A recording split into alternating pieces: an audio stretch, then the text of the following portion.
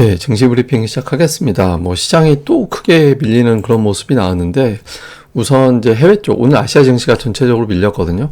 그러니까 해외 지표를 어느 정도 반영했다라고 봐야겠죠.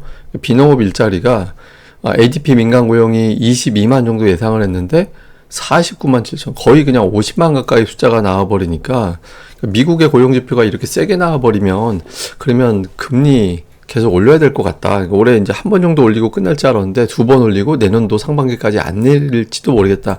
이런 부담이 제기가 됐죠. 내용을 보면 레저하고 접객 부분이 굉장히 많이 증가가 됐거든요. 여기에서만 23만 건이 증가가 됐잖아요. 이게 보면 여행 수요라든가 이런 것들이 그렇게 많이 늘었다고 하는 것 같더라고요. 그래서 그쪽 분야에서 크게 늘었고, 그 부분 빼고 최근에 이제 건설이라든가 이런 쪽에서도 또 건설 경기 살아나고 그러다 보니까 이제 그쪽에서도 늘고 해서 예상했던 거하고 정말 차이가 크게 나는 그런 모습을 보였습니다.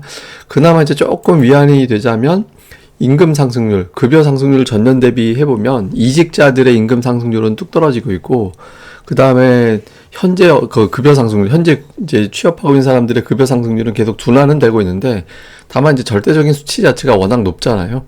아직 6%대 정도 되거든요. 지금 CPI가 4% 플러스 마이너스 왔다 갔다 하는데 6%대면 저게 이제 CPI보다 높기 때문에 물가를 아직은 임금이 끌어올리고 있다. 이렇게 이제 해석이 되는 거죠. 다만 이제 조금 이제 주목해 봐야 되는 게 이직자들의 급여 상승률이 떨어지고 있다라는 거는 굳이 이제 옮겨 다닐 필요가 없다. 이런 식으로 나중에 또 해석이 될 수 있거든요. 그렇게 되면 그것도 또 이제 급여 상승률이 둔해지는 그런 계기가 될 수 있어서 이후의 추이는 좀 주목을 해봐야 됩니다. 근데 당장 오늘은 이런 거보다 워낙 예상치와 달랐던 수치에 대해서 이제 투자들이 놀랬고, 그것 때문에 미국의 국채금리가 이제 급등을 했죠.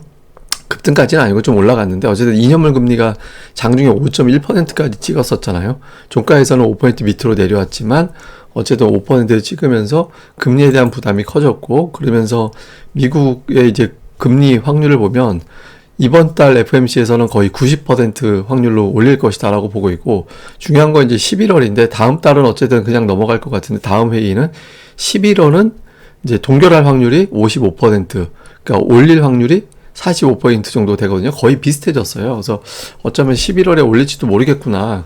여기에 대해서 이제 투자들이 생각을 하게 됐고, 그러면 지금 금리 수준이 이제 다시 돌아가는 데는 내년도 5월이 돼야 된다. 1년이 돼야 지금의 금리 수준을 볼 수 있게 되는 거고, 실질적인 금리 인하는 내년도 하반기나 되어야 될 것이다. 사실 올해 연말에 금리 인하 시작될 걸로 기대했던 투자들도 좀 있었잖아요. 그러니까 근데 이렇게 수정되다 보니까 여기에 대한 어떤 실망, 부담, 이런 부분들이 이제 조금 기업들의 실적, 경기 전망을 어떻게 해야 되지? 이런 불확실성이 좀 제기가 됐습니다. 그리고 이제 삼성전자 잠정 실적을 나왔는데 매출 60조 원, 영업이익 6천억, 전망치가 매출은 62조 원 정도 됐고 영업이익은 2천억에서 3천억 정도 됐으니까 매출은 예상보다 조금 낮게 나왔고, 이게 이제 휴대폰이 생각보다 좀 덜 팔린 것 같다, 이런 어떤 인식이 좀 있었고, 영업이익은 예상했던 것보다 좀 높게 나왔잖아요. 그래서 좀 반도체 쪽이 생각보다는 손실이 좀 덜했던 것 같다. 그래서 전체적인 평가는 비교적 후하게 된 편인데, 근데 이제 다만 이제 매출이 좀 덜 나왔다라는 점, 그다음에 이제 실적을 좀 더 봐야 될 것 같다라는 신중함, 이런 것들이 좀 매도를 유발을 했던 것 같습니다. 근데 이게 좀 하이닉스하고 삼성전자 얘기는 제가 잠시 후에 좀 다른 게 있어서 좀 내용을 좀 그때 가서 설명을 한번 더 드리겠습니다. 자, 주요 종목들 움직임을 보면 건설업종이 많이 빠졌죠. 그러니까 금리 문제뿐만 아니라 GS 건설발 PF 문제, 이런 것들이 주식 시장에 오늘까지도 영향을 줬다. 제가 보통 이런 심리적으로 센 영향을 주거나 수급에 영향을 주는 센 매물은 하루 반나절 정도 영향을 준다라고 제가 말씀을 드렸거든요. 근데 하루하고 반나절까지는 영향을 주긴 했는데, 저게 이제 꼬리가 너무 짧았어요. 저거보다 꼬리가 좀 길게 달려야 되는데, 꼬리가 짧다라는 거는 투자들이 아직은 불안한 걸 이렇게 느끼고 있다라는 거고, 다음에 이제 삼성전자의 어떤 주가를 갖다가 이제 좀 보면, 삼성전자 같은 경우는 오늘 7만원 밑으로 끝났거든요. 이제 그동안의 박스권, 그러니까 7만원에서 73,000원, 그러니까 72,500원 정도 되는 박스권에서 하단으로 깨고 내려가는 그런 상황이 만들어졌어요. 그래서 삼성전자에 대한 어떤 부담이 좀 제기가 됐죠. 근데 여기서 이제 좀 돌려야 되는데, 이 박스권 깨버리고 69,000원이 마지노선이라고 보는데, 그 선까지 이탈해버리면 증시 자체는 상당히 좀 시간이 걸릴 수도 있거든요. 그래서 다음 주 초에 이제 오늘이야 뭐 실적 발표일 맞춰서 나오는 매물이 있다라고 치더라도 다음 주에 좀 반등하지 않으면 시장에서 좀 부담이 커질 수 있습니다.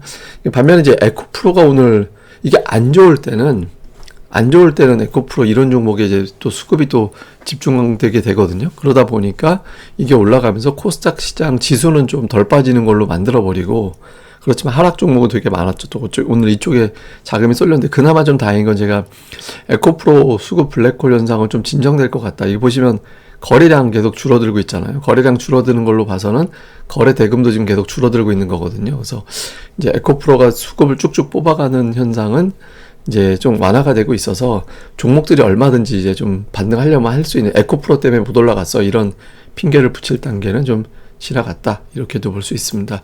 자, 수급이 되게 특이했어요. 오늘 외국인들 때문에 빠진 거 아니잖아요. 딱 봐도 기관이 7,600억이나 퍼 부으면서 이게 이제 외국인 선물 매도를 되게 많이 했죠. 제가 이제 어제부터 계속 말씀드렸던 게 외국인 선물 매도할 여력이 거의 없다.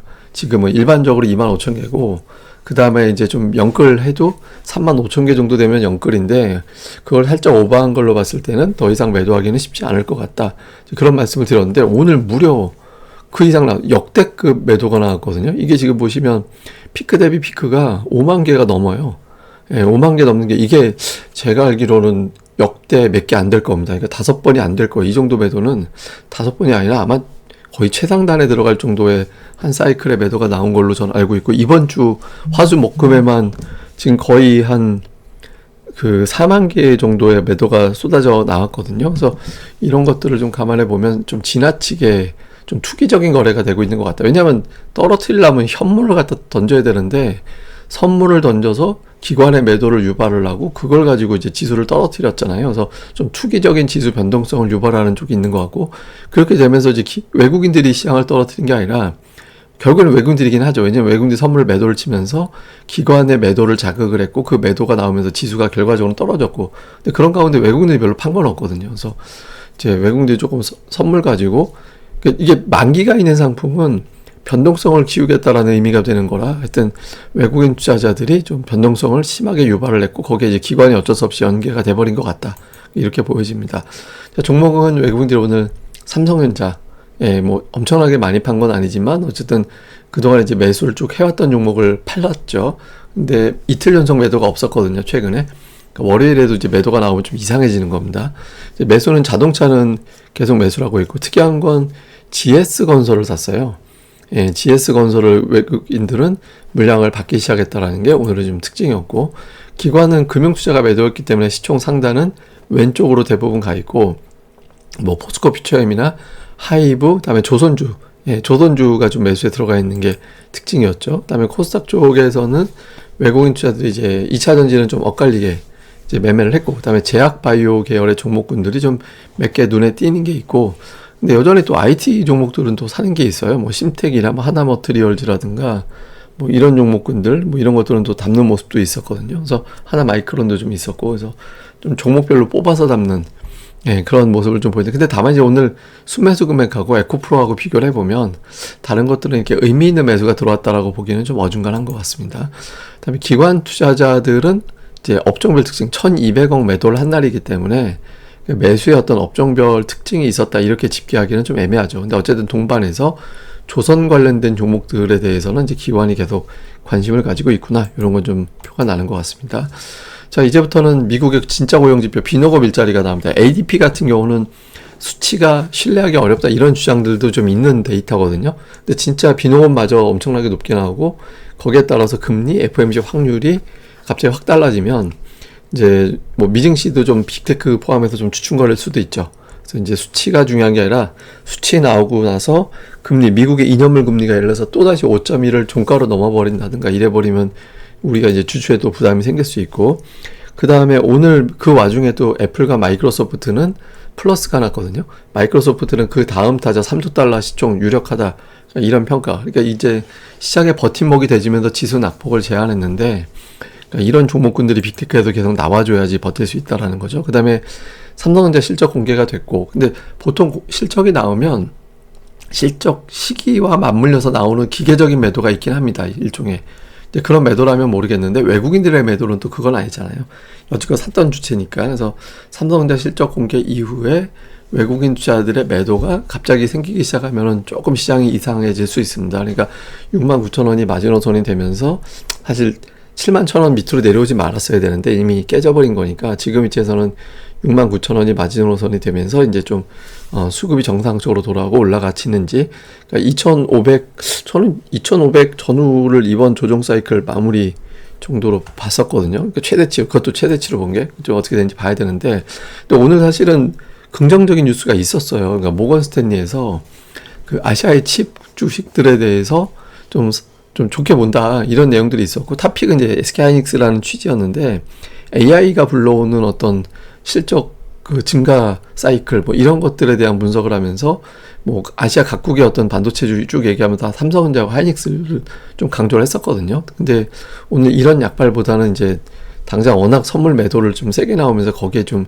당한 것 같은데, 이게 좀 외국인들이 이런 어떤 의견에 좀 동의를 하는지, 이 부분에 대해서 이제 주초에 좀 볼 필요가 있는 것 같습니다. 오늘 특징은 뭐 2차 이제 조선은 이제 제가 앞서 말씀을 드렸고, 그 다음에 이제 오늘의 차트는 제가 뭐 지난주부터 계속 ADR상 과매도 말씀을 드렸는데, 이게 코스피의 ADR이 좀 어느 정도 빠졌냐면 작년도 12월에 빠지듯이 빠졌거든요. 근데 작년 12월에 뭐 때문에 증시가 그때 밀렸었냐면 연준 인사들이 되게 세게 말을 하면서 경기 침체 우려 막 이런 것들이 제기가 되고, 그 와중에 연준 인사들은 되게 세게 말하고 막 이런 것들이 막 나오면서 하락했을 때거든요. 그러니까 경기 침체에 대한 부담이 되게 커졌을 때예요. 근데 지금은 경기 침체 부담이 생긴 때가 아니잖아요.